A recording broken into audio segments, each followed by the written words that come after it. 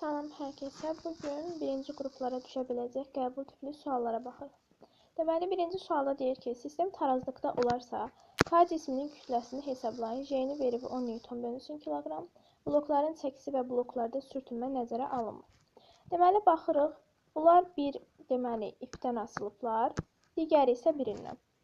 Burada ikinci olanda 4 kiloqramdan 8 kiloqram, 12 kiloqram. Bunların ağırlıq qüvvəsi 120 Newtondur.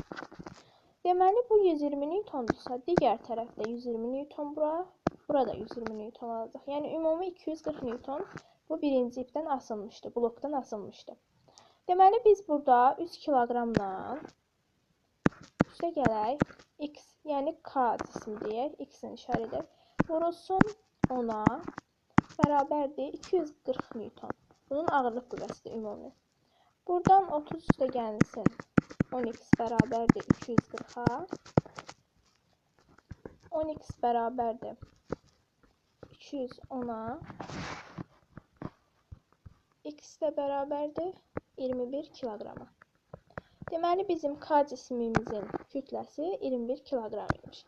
D variantı olacaq cavab. Baxırıq ikinci suala. Deyir ki, O nöqtəsinin nəzərin F qüvvəsinin qolu hansıdır?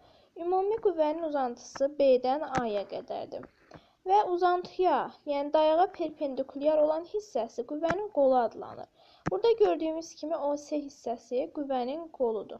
Yəni dayağa perpendikulyardır. Ona görə cavab A variantı olacaqdır. Daha sonra baxırıq digər suala. Deyir ki, 24 kiloqram kütləli cismi çəkisiz link vasitəsilə tarazlıqda saxlayan F qüvvəsinin qiymətini hesablayın. J-ni də verib 10.